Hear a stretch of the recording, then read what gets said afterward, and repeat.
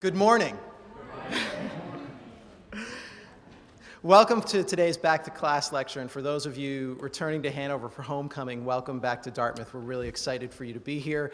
We're really excited about this morning's lecture, and I just want to tell you about a few things that are happening today on campus as well. First of all, my name is Dan Parrish. I'm the director of the Dartmouth for Life program in the Alumni Relations Office at Dartmouth. We develop lifelong educational programs here on campus, across the country, and around the world. So if you are visiting Hanover from someplace else, keep an eye on your email and on our notices through social media, because chances are we'll be in your community sometime in the next 12 months doing something like this with a great faculty member, and we'd love for you to come take advantage of it. This weekend, the Alumni Relations Office is sponsoring a number of different programs, so you can find our schedule online. You can pick up one of these brochures in about 1,000 different locations around Hanover to find out what's going on. After this lecture this morning, there is a tour of the Orozco murals at 11:30, and those folks, they'll meet down in the reserve corridor of Baker Library. So if you're interested in that, head over there after this. And then, of course, there's other things going on, like a football game and things like that happening this afternoon. If you signed in at the table this morning, you have been entered into a drawing to win Chris's book. If you're not lucky enough to win Chris's book, we are selling the books at the end of the lecture, and Chris will be available to sign them as well.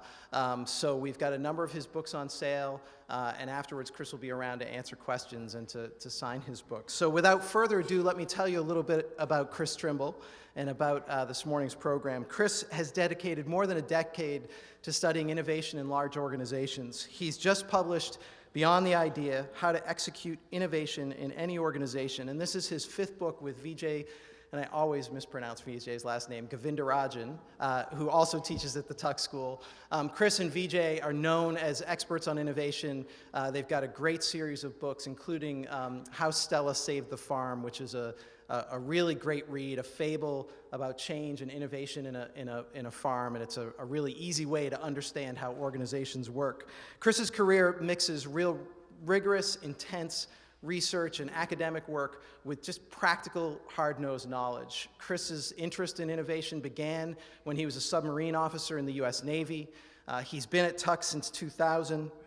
He's a graduate of the University of Virginia and a graduate of Tuck. He's a member of the faculty at Tuck and at the Dartmouth Center for Healthcare Delivery Science. And like many of us in the room, Chris loves Dartmouth. He loves the Upper Valley. He and his family take full advantage of going to Dartmouth athletic events and hiking and getting out in the outdoors. Chris said yesterday that the 2 of the best years of his life were the 2 years he spent as a student at Tuck getting his MBA, and that's what drew him back here. So it's a great pleasure to introduce Chris to you this morning. This is going to be a lot of fun to hear from him, and I want you to welcome me in joining Chris to the stage. Thank you.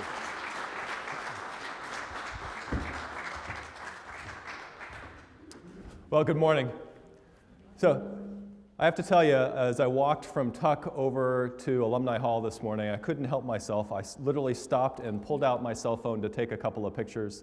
The fall foliage in front of Baker Library, and what I'd never seen before, literally a ring of fog rising from the center of the green where the bonfire had been last night. That was kind of neat. I think it's gone now, but it was kind of cool thing to see this morning. Thank you for coming back to Dartmouth College. Appreciate you spending some of your reunion time with me. My first thought was, wow, early in the morning, I hope people set their alarms. So thank you for being here, I really appreciate it. I'm gonna try a little trick I use in the classroom and see how well it works on a Saturday morning. First 15 minutes or so, I'm gonna deliver 3 key messages, and then I'll summarize them at roughly the 15-minute mark. I wanna see how many of you already have figured out what the 3 key messages are before I summarize them at that point. Okay, good luck. All right, now, as Dan mentioned, one of my favorite pastimes, especially living in the Upper Valley, and it's certainly not unusual, is hiking. Now, I'm not a serious hiker. I have a small backpack. I know how to throw lunch in it. I have a pair of boots. But I've always had a dream of someday tackling a real mountain, something with snow and ice, glaciers, cold temperatures, high altitudes, something like this. Okay, this is Mount Rainier out in Washington State. Now, I haven't climbed Mount Rainier yet, but I've talked to a few people who have. And by doing that, I've learned something very, very important. And that is that there's a big difference between an expert and a novice mountaineer. And that difference, quite simply, is that only the novice celebrates at the summit. Okay, think about it. Okay, the expert understands you never celebrate till you're safely back down at the base of the mountain. Okay? In fact, the expert understands that the big dangers are on the descent. Okay? Snow on the surface of the glacier can collapse into interior caves and tunnels. Big chunks of ice can break away. Climbers can fall into deep crevasses. And all of these risks go up as the day goes on because the sun gets higher, the temperatures get warmer, and the snow gets less stable. And on top of all that, the climbers get more and more fatigued and more likely to make a big mistake. The real dangers are on the descent. Now, as it turns out, there is a Mount Rainier-like summit in every innovation journey. And it happens at that moment when you say, by gosh, that is a fantastic idea. Let's go. Let's make things happen. Let's take that to market. And getting to that moment of commitment, can take a lot of work. Okay? It might take years of scientific research or months of building prototypes or endless creative brainstorming sessions, strategic analysis, financial analysis, market research. When you finally get to that moment of commitment, that let's go moment, it can feel like a huge victory. Okay? But of course, the big idea is only the beginning. After the big idea comes what I call the other side of innovation. That's the journey from breakthrough idea to breakthrough impact. And as it is with Mount Rainier, you'll find all the hidden dangers and all the unexpected pitfalls on the other side of innovation.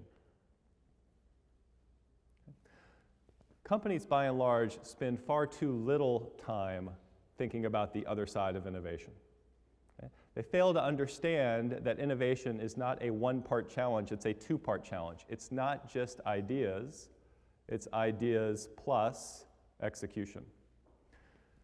I also fail to understand that these two sides of the challenge are night and day different from each other. In fact, they have almost nothing to do with each other. Okay? What works on one side has nothing to do with what works on the other. What you think you know about innovation may only be relevant on the idea side, may have nothing to do with the other side. Let's bring this to life a little bit. The idea side, well, that's about invention, creativity, brainstorming, serendipity often, science and technology. It's about strategy. It's about finding ways to disrupt your competition. Okay? A lot of exciting stuff. Execution, that's the blood, sweat, and tears of getting the work done. Now, I'm a little bit lonely in my endeavor of studying just the other side of innovation. Almost all scholars that study innovation are focused on the idea side. I guess that I'm one of the few that actually likes the practicalities and the blood and the sweat and the tears. Okay? Companies are like that too. Almost all the attention, almost all the energy goes to the idea side. That seems to be the fun side. I mean, just how hard is it to walk around the office and pull people into a creative brainstorming session? People like that. Okay? On the idea side, people imagine that they just might be the hero that comes up with the big idea. On the execution side, people worry that they might be the one that gets blamed if things don't go so well. Okay? Here's the thing that I'd like to whisper in a lot more people's ears. Guess what? You got to succeed at both to win.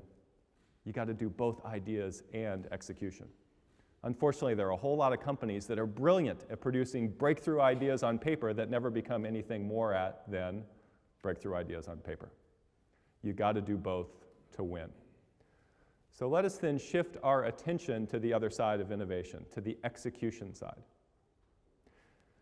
The very first thing we need to do if we're going to have a good conversation about innovation execution is to recognize that it's not about doing one thing, it's about doing two things at the same time.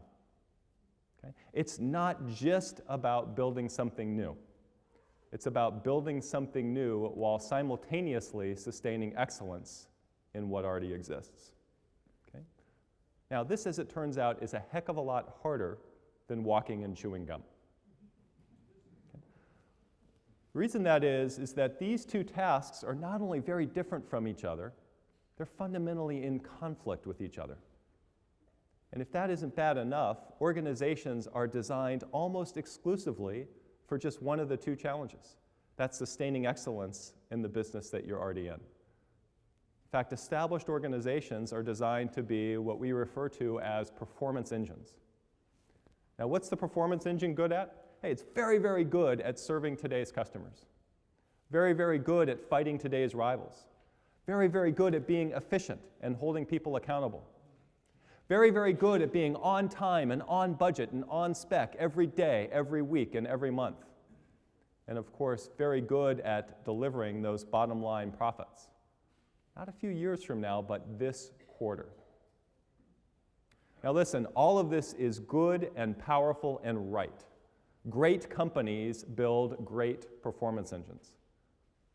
But I think you can feel almost intuitively that a lot of this is in conflict with innovation. And if you want to see those conflicts in their most fundamental level, all you have to recognize is the method of the performance engine, which is the same in every organization, every industry, every part of the world. That method, at its core, is to try and make every task, every process, every activity as repeatable and as predictable as possible. Okay?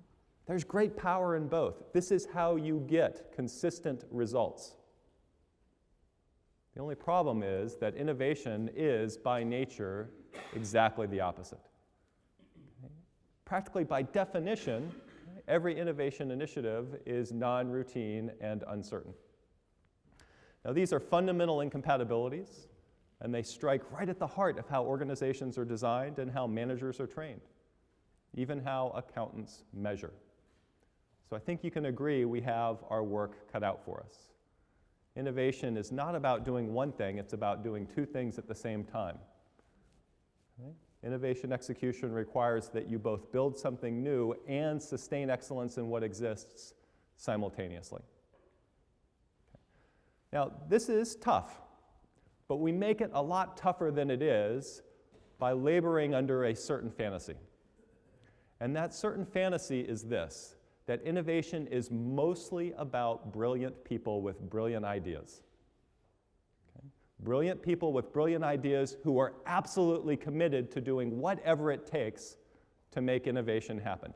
They'll break rules, they'll work underground, they'll nurture little conspiracies, whatever it takes. Okay? Now, this may not be the way you personally think about innovation, but I can guarantee you that most people do. For example, two of the most common questions I get when I give presentations out on the road about innovation are, number one, hey Chris, how do I identify the real innovation heroes in my organization?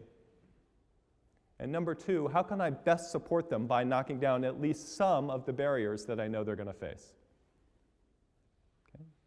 You see the mental model at work here. It's a model that says innovation is primarily about brilliant people with brilliant ideas who are absolutely committed to success. This is my friend, Innovation Man. Okay. Alternatively, we might want to imagine something different. Okay? The reason we're so wedded to this idea, I believe, is that we're so focused on this side of innovation, the idea challenge. And yes, one person really can come up with the idea. Okay? But can one person execute? Okay. Can one person simultaneously build something new and sustain what exists? Okay. That's obviously quite silly. Okay. The alternative is this: it takes a team. All right, so we're now at about the point where I can summarize the three lessons so far. Take a minute to think what you think they are. Not a full minute, a few seconds. Okay, you ready? Okay, your three lessons so far. Innovation is not one challenge, it's two, both ideas and execution. Okay? You've got to succeed at both to win. These two challenges are night and day different from each other. Okay? What rules apply to one have almost nothing to do with the rules that apply to other, but you have to do both. Number two, innovation execution is about doing two conflicting tasks simultaneously, both building something new and sustaining excellence in what already exists. And number three, innovation is a team sport. Okay. I was recently asked to give a 15-minute cocktail party, sort of cocktail hour address to a group of CEOs in the information industry that was coming together for some collegial discussions and bonding. And in 15 minutes, I can only do this much. Okay. 4 or 5 times after I'd spoken, somebody came up to me and said, "Yep, guilty on all 3." Okay. So this may seem simplistic, okay, but I guarantee you the state of practice hasn't quite caught up to this yet. Okay? We make these mistakes in the world of business management all the time. Okay? We focus strictly on ideas. We don't understand that it's about 2 conflicting tasks at the same time, and we think in terms of heroes, not teams. Okay? All right, well, we're going to go one step beyond it takes a team and describe exactly what kind of team it takes. Not just any team will do, and I don't want you to go away thinking that the message is general feel-good teamwork is necessary. Okay? Truth is, to both build something new and sustain excellence in what already exists at the same time, okay, requires a team with a very specific structure. All right, so in the first part of the presentation, I ask you to see if you can identify 3 core lessons. In the second part, I want you to imagine your current organization or any organization you've ever worked with trying to go about building a team like I described. And I want you to imagine what their objections to this approach might be. Okay, what would the objections be? Okay, and those objections will lead to questions that would be great questions for the Q&A part at the end of the presentation. Okay? All right, not just any team, but a team with a very specific structure. I'd go on to say that the real job that our books on this topic do is very analogous to what you would do if you went to the location of the second most important athletic event of the day. That would be Fenway Park. Okay. And you took with you a friend who had never heard of the sport of baseball. Okay. And you tried to explain how the game worked. Now, that's a tough job, as you know. 3 strikes, 4 balls, 3 outs. It's a lot to remember. But part of the job would simply be describing the very specific team structure that baseball teams have. Okay? Part of the job would be describing what the catcher does, what the pitcher does, what the infielders do, what the outfielders do. What our books do, in a nutshell, is describe the special kind of team that can execute innovation. At a very high level, the prescription is this. Every innovation initiative requires a team that is, in essence, a partnership between 2 groups. Groups that I'm going to refer to as a dedicated team, and those I'm going to refer to, and a group I'm going to refer to as the shared staff. Now, the distinction between these 2 groups is dirt simple. If you're on the dedicated team, that means you're spending all of your time, or nearly all of your time, on the one innovation initiative. Okay? If you're on the shared staff, that means you're doing double duty. You're probably just spending a fraction of your time supporting the innovation initiative, and the rest of your time doing your regular job. Okay? That is the one and only distinction between the dedicated team and the shared staff. Now, I've learned over the years that as soon as I say dedicated team, I ought to slow down, because immediately companies get nervous. And I think part of the objection is, sounds like that costs a lot. Okay? Sounds like that costs a lot. But let's talk for just a minute about the alternatives. I find one good way to do this is with this, I call this a pie chart. It sort of is a pie chart, even though it's rectangular. Okay? Let me get you oriented. On the x-axis, we have all the people in your organization from 0 to 100%. On the y-axis, we have their time from 0 to 100%. Now, if you've worked in an established organization, you know that most of that time, most of the pie chart is taken up by day-to-day operations. So one alternative to the dedicated team is to ask everybody in the company to contribute a little bit of time, their leftover time, their slack time, if you will, to innovation. Okay? Now, this is a popular approach, and it's actually pretty powerful. Let's create a culture of innovation where everybody can come up with ideas and everybody can even take some initiative. Okay? You can get a lot done this way, but let's notice the obvious barrier here, and that is that people are very busy. And that puts a real sharp limitation on project size. In fact, the best you can do is a project that is small enough that one person, or at most a small handful of people, can get the actual work done, the blood, sweat, and tears stuff done, with just those small slivers of slack time. Okay? Six Sigma, quality improvement programs, knowledge management programs, any number of innovation programs are really grounded in this philosophy. Let's generate lots of small ideas and let's push them forward. But it leaves a lot on the table. Okay? Leaves a lot of bigger projects, more important projects on the table. Another alternative is we could say, all right, we're going to carve out a bigger chunk of time for a smaller group of people so that we can execute our innovation initiative. And this isn't bad, okay? But there's still some real barriers here. Okay? We can carve out more time this way, but we are limited to the people we have already in the organization. More critically, we're limited to the way they're already organized. Okay? Every organization, for example, has some roles and responsibilities defined and some hierarchy, some power structure. If we take this approach, we're saying we're going to work within that. We're going to work within the existing role definitions of people's roles and responsibilities and within the existing hierarchy. This also can be productive, but the best it can do is deliver this year's version of last year's product. Okay? You're not going to get breakthrough innovation this way. The only way you're going to get breakthrough innovation is with a little bit of breakthrough organizational design. Now, you cannot do breakthrough organizational design with people who are only working on innovation part-time. Okay? It's far too disruptive to day-to-day operations. You'll break too many things. Okay? The only place where it's safe to do some breakthrough organizational design, by which I mean just designing a team as though you're building a new company from scratch, is within a dedicated team. Okay? People that are fully dedicated to innovation initiatives and nothing else. I should say a single innovation initiative. Okay? So yes, absolutely, dedicated team. All right? Unless you're working within one of those two constrained models, you have to take this step. All right, so let's take another more detailed look at what this partnership looks like. Okay? Again, we've got a partnership between a shared staff and a dedicated team, and I'm actually going to start with the shared staff. First thing I want you to notice about the shared staff is I've used a dark blue square to represent it. Exactly the same icon I used for the performance engine. And that's because the shared staff remains an integral piece of the performance engine. Everybody remains in their existing roles. Everybody continues to report to the same boss. Okay?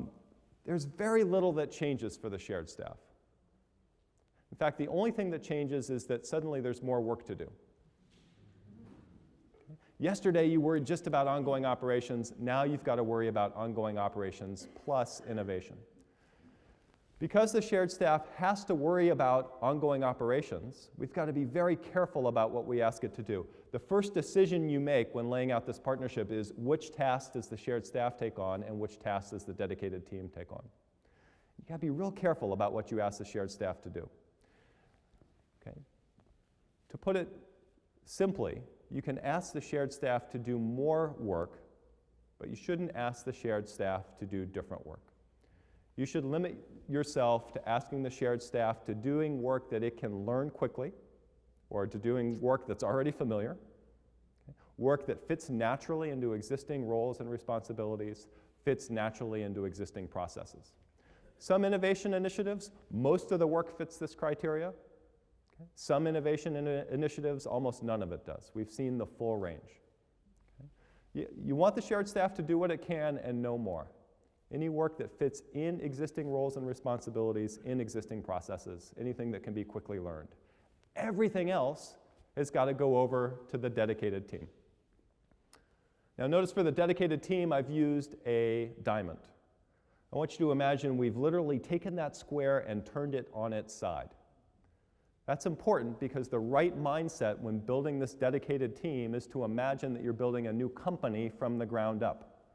Again, you don't get breakthrough innovation without a little bit of breakthrough organizational design. We're leaving that performance engine alone, okay? But anything goes. There are literally no constraints, or should be no constraints, on the dedicated team side. That might mean bringing people in from the outside. It might mean inventing new roles and responsibilities, new hierarchies. Okay? No constraints. To really hammer home what I mean when I say build from the ground up, and that can imply pretty significant change, I'm going to share very quickly a story, and this is the very first case study we did when we started studying this topic nearly 10 or 11 years ago. It remains to this day one of the most instructive. This is a story of the New York Times Company and their early years managing their internet unit, New York Times Digital. Okay? We're talking about the period roughly 1995 to 2000 here. Now, I'm going to jump straight to the point. It's a very interesting story, but we don't have time for it today. Okay? I'm just going to cut right to the chase. Just a couple things you need to know.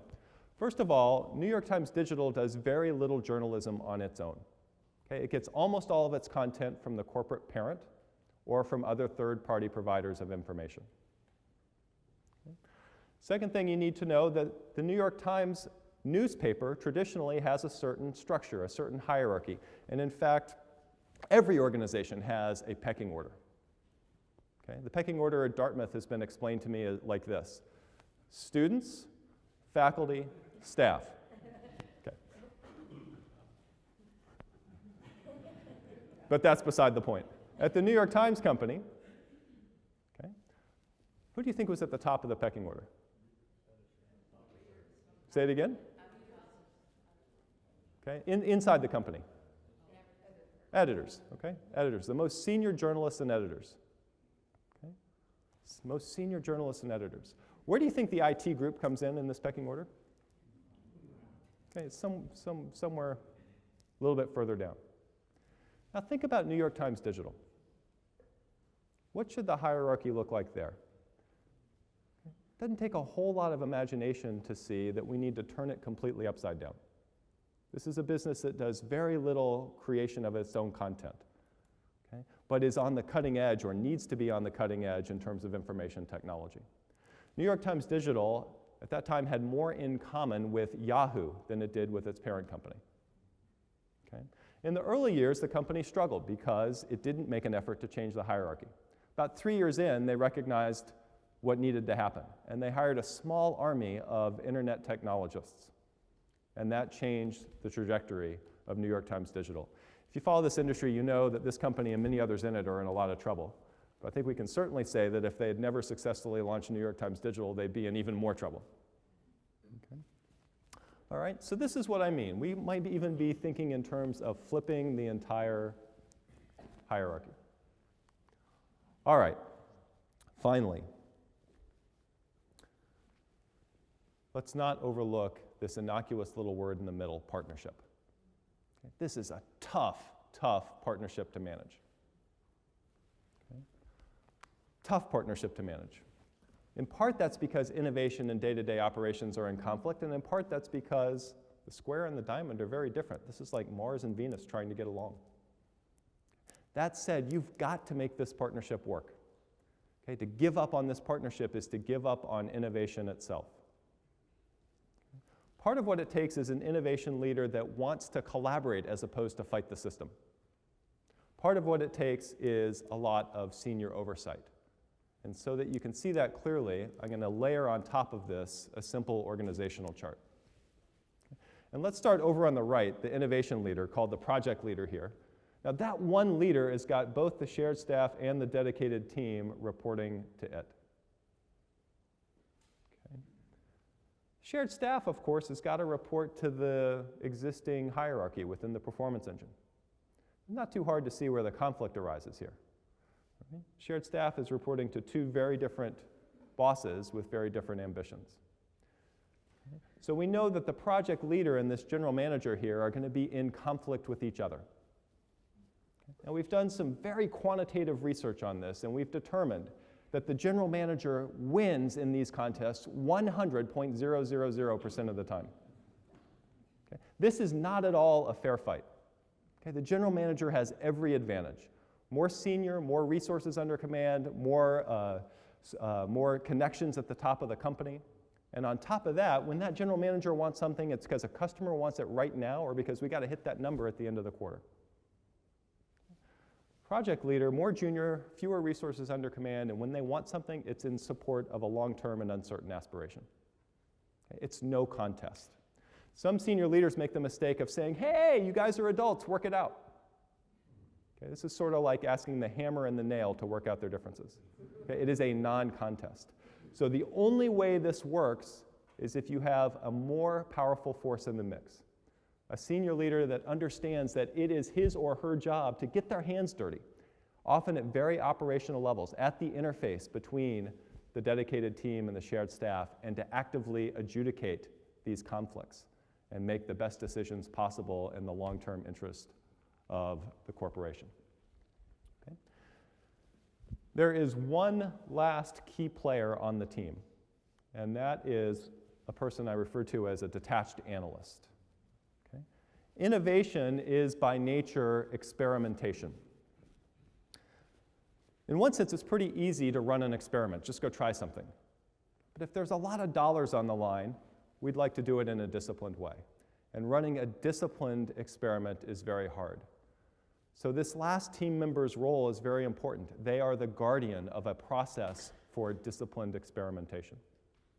Okay? Now, before I describe that process, I'd like to describe why it's important.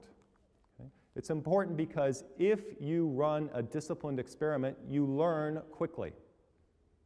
Now, this sounds kind of soft, right? Learning, I mean, how can we measure that? Okay, so let me be very clear that I'm talking about a very specific kind of learning. The learning I'm referring to is a process of making predictions or forecasts, and then over time making those predictions more and more accurate. In my mind, the learning curve that matters most is turning those wild guesses that are a part of every early innovation plan into more informed estimates, and those more informed estimates into reliable forecasts. And you want to get down that curve as quickly as you possibly can. This kind of learning really matters because better predictions lead quite naturally to better decisions. Better decisions lead to better results. Now, this is innovation. By better results, I'm certainly not guaranteeing success, okay? But at a minimum, a quick and cheap failure, not a long, protracted, painful, expensive failure. Okay? That's why disciplined experimentation matters. Now, you know roughly what a disciplined experiment looks like. Okay? Even my kids are learning a bit about the scientific method in grade school. Right? You start with a clear hypothesis. Okay? You run the experiment, you measure.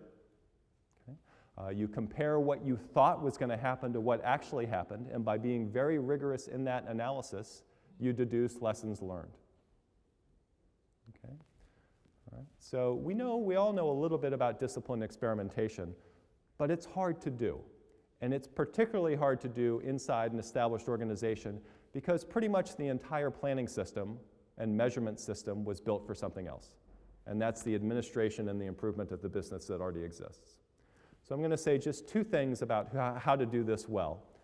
The first is you got to separate the planning and review process. Make it completely separate. That means you start with a separate, standalone, custom plan written from a blank page with custom metrics that are tied to the hypothesis that's guiding your bet on this innovation initiative.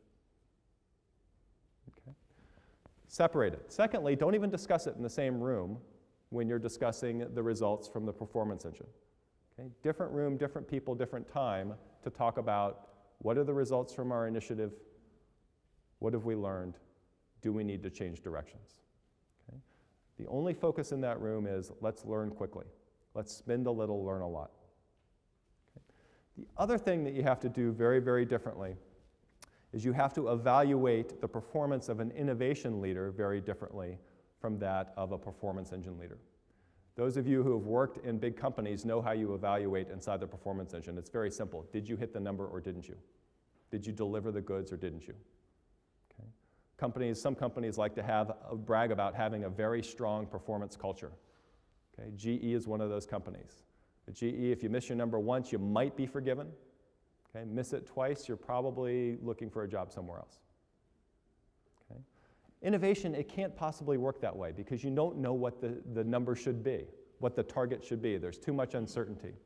So when you evaluate the performance of an innovation leader, and the detached analyst has a very important role here, what you really ought to be evaluating is this innovation leader running a disciplined experiment? You evaluate the process, not the result. This is a lot of words for a Saturday morning, but I want you to give you just a sense of the types of questions that you ask when you sit down across the table with an innovation leader and say, let's talk about how things went this quarter. Okay, you don't focus strictly on results. Instead, you ask, hey, are you investing a lot in running a disciplined experiment? Is there a clear hypothesis? Is everybody on the team aware of that hypothesis? Have you identified the most critical unknowns? Are you actively trying to resolve those unknowns? If you've changed direction, did you do that on the basis of identified lesson learned, or are you flying by gut instinct? Okay. Are you trying to spend a little and learn a lot? Okay, I'm going to jump right down to the last one. Most direct evidence of learning, are your predictions getting better? Okay. I've seen far too many innovation efforts fail because we insist on evaluating everybody just on results. Okay. In innovation initiatives, we've got to shift a lot of that emphasis to, are you running a disciplined experiment? Okay. All right. 3 lessons, not just ideas, but ideas plus execution. Execution, that's about doing 2 things at once, okay? Both building something new and sustaining excellence in what exists. Okay? Number 3, it's a team sport. And we dug a little deeper into what that team structure looks like. That's a partnership between a dedicated team and a shared staff. Okay? Talked about how to successfully set it up. Okay? We talked about the very important role of the detached analyst. Over to you. I ask you to think about what objections would you run into if you were trying to do this in your organization or one that you've worked with in the past. What comes to mind? Yes, sir. First of all, thank you for coming from some very profound ideas in a very short period of time. Oh, thank you. One of the issues in my organization, the R&D organization, is the fact that these innovation leaders resist frameworks begin with. That's the nature. You probably have seen that in many organizations. Yes. So if you enforce those 9-point discipline on them, you generally encounter resistance because then they would argue you're imposing a formalism on a process that shouldn't be quote-unquote structured or formalized. Any clues, ideas on how to deal with this? Yeah, no, it's a great question. So for those of you who can't hear, the question comes from somebody who works in R&D. And the general comment is, if you impose too much structure on innovation leaders, they push back because the common belief is that you can't structure innovation. Okay? And that's very true. And I've heard these arguments between people who say, well, we can't put any structure on innovation at all versus I want to hold you strictly accountable for being on time, on budget, and on spec. Okay. I believe that holding somebody accountable for disciplined experimentation is the middle ground that we ought to be able to converge on and agree on. Innovation leaders that wouldn't go along with that wouldn't work in my organization. Okay? We are certainly going to put a structure of disciplined experimentation on any innovation effort we're putting any significant amount of money behind. That's where I come out on it.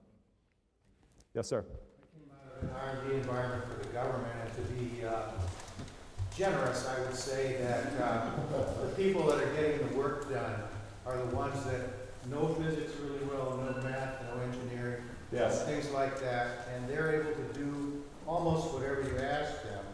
And so if you pick those people out of the organization, Yep. you can't do your job anymore because those are the people that get the work done. And so you need Yes. to bring in new talent from outside in order to get some new project off the ground. And very sparingly use these people, as you pointed out. Otherwise, you can't keep doing what you were doing really well. That's right. And the problem that you face is that people get rewarded for being managers, not for being scientists and engineers, salary-wise and longevity-wise and things like that. So there's 2 giant conflicts going on, and the people that are really getting the work done generally studiously avoid management. and stay technical their whole career. And they're not getting rewarded for it. And this is probably an area where a select group of those people could be promoted into positions where they're managing innovation because they understand how to get things done. They understand when they see good work, they know it's good. There's a lot of hooks that could be picked up on there, and I'm going to just pick one if it's okay with you. I agree with you. Very often for the innovation effort, you need a shift in the power structure in favor of scientists, technologists, and engineers and away from managers. This is impossible to achieve unless you create a dedicated team. And so you've got to be willing to take that step. And yes, that leads immediately to pain, because if you're going to get the best scientists and engineers, you're pulling them out of their existing jobs. Most important thing that I have to say about that is a very common mistake companies make is to try and go after too many innovation initiatives with inadequate resources for every one of them. So if you recognize that an innovation initiative needs a dedicated team and you're not willing to take that step, the right move is to discontinue that one and focus on the ones that are more important. Hope that helps. Yep. Yes, sir. I think about like the pharmaceutical industry or even the beverage industry, like Coca-Cola recently bought Honest Tea, Yes. a different type of product.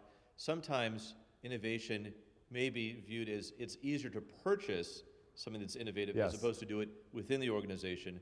What are your thoughts about just purchasing a startup versus putting a structure in the organization to be innovative itself? Yeah, so a lot of the reason that we believe in acquisitions instead of innovation is because we don't do this well.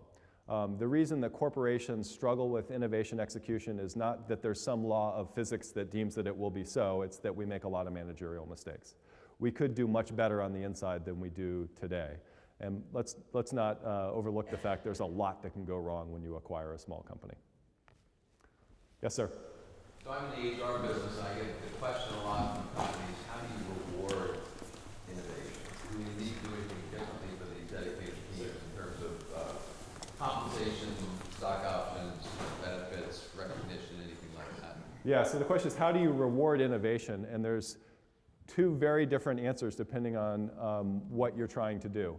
So I showed you the pie chart earlier with innovation, just a little bit of it spread across the entire organization. And there you go with productivity incentives, you go with, we studied a company, Deere & Company, and their approach to continuous improvement. Productivity incentives were big, goal setting was big, lots of little ways that you can reward people on the front lines for making innovation happen. The more delicate question you ask is about the dedicated team. How can you reward innovation in a way that seems fair to everybody else? And what the innovators tend to want is what they would get if they were a Silicon Valley startup. Okay? That's absurd. They're not taking the same risks as a Silicon Valley startup. I would focus not on financial rewards, though some mild financial rewards may be appropriate, but on career incentives. If this goes well, you might jump a level or two in your career track if you build a new business from scratch. If it goes poorly, you may suffer a delay in your career progression, but we're going to do everything we can to keep you on board. I just as a follow-up to that, though, because then you get less risk taking by having that kind of a penalty in there. Don't you want these teams to kind of break the rules, take risks, fail sometime, and it helps with the big idea? So that's sometimes what you come against is that a reward system is actually causing the teams to be a little too concerned. I think that comes a lot down to what we talked about with accountability. So I think if you properly evaluate people based on whether they're running a good disciplined experiment, then it's possible to fail, but to be evaluated as an individual that you did a good job. And that has to be possible. And that will help stimulate the risk-taking you're talking about. Yep. Yes, sir, in the back. We know some of the most successful companies out there. For example, like Google, they have structures where employees are allowed 10, 15, maybe 20% of their time Yes. to work on innovation ideas. Yes. So this is a company that, based on, if you look at the last performance in the last couple of years, they've been very successful. Yes. So how do you reconcile that fact that this is a company that doesn't have a dedicated team with what you're telling us you need to have a dedicated Yes. team for innovation, yet they've been successful? So a couple, There's a lot that can be said about this, about Google and the 20% policy that you're referring to, which basically allows a certain subset of employees to spend 20% of their time pursuing whatever interests them. I'll tell a quick story and then address your question. A couple of years ago, I wrote a blog entry about Google's 20% policy because I get this question a lot. Should we adopt the same policy in my company? And the editor at the Harvard Business Review, who runs their website where they post blogs, wanted to attract some attention, and basically the headline read, "Trimble criticizes Google." Okay? And I got a lot of feedback. But the feedback ended up being very instructive. By and large, people agreed with the key point, which is that if you go from tiny slivers of slack time to 20% time, that does create more opportunities for ideation and maybe building some early prototypes. But we're still talking about small amounts of resources here. If I'm very persuasive and I convince 4 of my friends to join me in my effort, we're still talking about a 1 full-time equivalent project. And you can get to some prototyping that way, but you're not going to build the next generation jet engine at GE that way. So I'm fine with the 20% policy as long as your expectations about what it will produce are realistic. I'm also fine with it if you're clear about the costs. Okay? If you do the math carefully, you'll find that if you extend a 20% policy to everybody in the company, you just upped your human resources costs by 25%. How many of you have worked for organizations that can afford to do that? I'm not seeing any hands. Did I not state the question clearly? Okay, right. So it's tough to do. You got to be very careful about what the costs and the benefits are. I'm fairly persuaded that it's a good idea for Google, but for a reason that has nothing to do, no direct connection to innovation. And that is, it's extremely powerful in recruiting. Okay? If you want to attract the world-class programmers to Google, this is a very powerful tool in doing so. And software is a bit unique in that the productivity difference between world-class and mainstream might be a 10-to-1 multiple, as opposed to in a lot of industries it might be a 20% difference. Okay? So Google, I think, can probably justify that policy on the grounds of its impact on recruiting alone, but I've recently learned they're backing away from this policy. Just to add to your point. Yes. In fact, I have friends and colleagues who work at Google. Yes. And they have, in fact, abandoned that policy. Altogether. Almost altogether. Almost altogether. You know, they've set up dedicated research labs, like Yes. Robots, basically. And they're going away from the flat 20% allocation. Good, thank you. Yes, sir. So I completely agree with the dedicated team approach, and I've tried to do that at companies that I've worked for and with. Yes. Here's one of the things that I see the company struggle with is when you are successful. So this new team has just given birth to something, or the predictions are getting more reliable, and it looks like we've got a new successful business. Can you talk a little bit about what you've learned or your experience about what to do with it at that point? Do you transition it back into the high-performance engine, or do you keep it separate? Because in my experience, particularly public companies don't want to disclose the metrics around their innovation because they don't want their competition to know about it, or because it doesn't look as financially profitable as the existing business.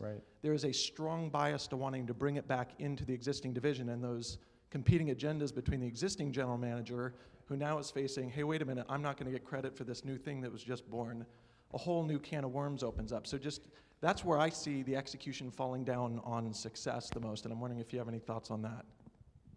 It's very depressing to hear stories about things falling apart after they've succeeded, first of all.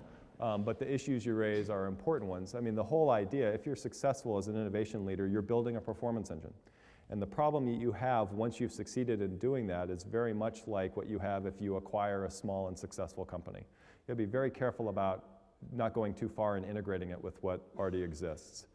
You built it as a diamond for a reason, and one of the big risks if you fold it back in is it'll slowly revert back to the square, to the existing organizational form. You also made some other comments about how much do you disclose to the street about what you're investing in. That's a big topic. It's sort of a damned if you do, damned if you don't situation. If you say a lot, you may give stuff away. You may raise concerns from investors who don't want you investing in businesses that might not pay off for a few years. If you say nothing, what are investors to conclude except that your profit margins are eroding in the business that you're in? So would you recommend keeping it separate once it's successful? So, you know, somebody mentioned Coke, when I used to work at Pepsi, and Pepsi CEO said, I want to create a health and wellness company, which is fundamentally different than the core businesses of Yeah. social sector. Sure. And the more innovation investment that we put into health and wellness, not only threaten the existing divisions, but Yes. it raised all sorts of questions on the street about can you be as profitable in health Yes. and wellness as you are in multi-sex? And the company has all but abandoned those efforts because on paper they don't look as good as the existing business. If you kept them separate, they probably would be perfectly viable businesses, but the company can't make that work. So I'm just curious, so if you were advising a new CEO of PepsiCo, what would you say? Keep it separate or fold it in? I would say keep it separate. An analogous story, I shared the story of the New York Times company. We studied the Wall Street Journal at a later time period when they were very carefully looking for synergies between print and online. And there were some, but there's a lot of stuff you didn't want to touch, right? So I'd say, first off, keep it separate. On the argument to the street about is this profitable enough business to be in, that's a tough one. All innovation initiatives are worse before better endeavors. And while analysts aren't always forgiving enough, in my view, about that. They want the results a little bit too soon. I don't know what to do about that, but I think the Ingenuities of the world all collectively need to get better about selling these worse before better trajectories if we want to be better at innovation. Love to talk more to you and to all of you. It's gratifying to see hands still up, but I'm sort of a guy that likes to end on time. That said, I will stick around and answer questions for a while. Don't get up just yet, though, because I've got a few other things to say. When I think about Dartmouth, I think about three things, top of mind. One is great classroom teaching. Another is very committed alumni. And a third is an institution that punches well above its weight class. I think you'll all agree that if Dartmouth were 10 times bigger, Dartmouth alumni would be running the world. As we walk off, I'd like to share with you that I'm trying to punch way above my weight class. I'm very happy to get nice teaching reviews and publication credits, but I want to reach higher and try and make the practices we've developed through research here at Dartmouth sort of traditional mainstream management practices. 10 years ago, 10 years from now, none of this should be new. And I'd like to ask you for a little help in supporting me in that cause. There are 2 books for sale in the back of the room. How Stella Saved the Farm is a little bit of a unique book. It is a fable. It's a simple story about a farm in trouble and how it innovates to get out of trouble. We wrote it in the spirit of George Orwell's Animal Farm. Okay? It's about animals that run their own farm. It's also a light tale, but with very serious intent. And that serious intent is to help people see not only that innovation is a team sport, but there is a specific structure that guides successful innovation initiatives. My favorite aspect about Stella is that it is very easy to get a group of people, okay, to read the book and then talk about it. In fact, it's very easy to have a productive conversation about innovation using this book. Basically, all you have to do is get a bunch of people in the room and have a little argument about who really saved the farm. The title says Stella Saved the Farm, but you learn on about page 2 that it's not quite that simple. And you're engaged as a reader to solve the mystery, who really saved the farm. Very easy discussion to have to get a conversation about these ideas going in your own organization. There are all kinds of resources available on the website, howstellasavedthefarm.com, like discussion guides that are very easy to use tomorrow.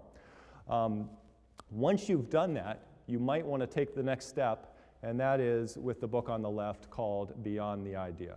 If Stella is the conversation starter, Beyond the Idea is the operating manual. It's of equal length. Either one of these books can be read in 1 to 2 hours. Okay? And they are designed to pack a punch together. You guys have been a terrific audience. Books are for sale in the back of the room. I'll certainly stick around to sign them and would love to continue to engage and to address your questions. Thank you very, very, very much. Oh, I have one other thing to say. Also, I'm sorry, I forgot to say this, but if you like what you had to hear and you'd like to share this presentation with other alumni, I'm doing essentially the same thing online because we're Dartmouth and we're that good. Next Wednesday, this coming Wednesday, we're going to be doing this online in a webinar.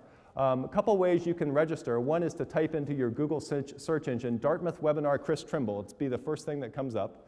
Or you can go to the MyTuck website. That's not your Tuck, that's MyTuck. mytuck.dartmouth.edu and click on events, and you'll see it right at the top of the list because it's the next event.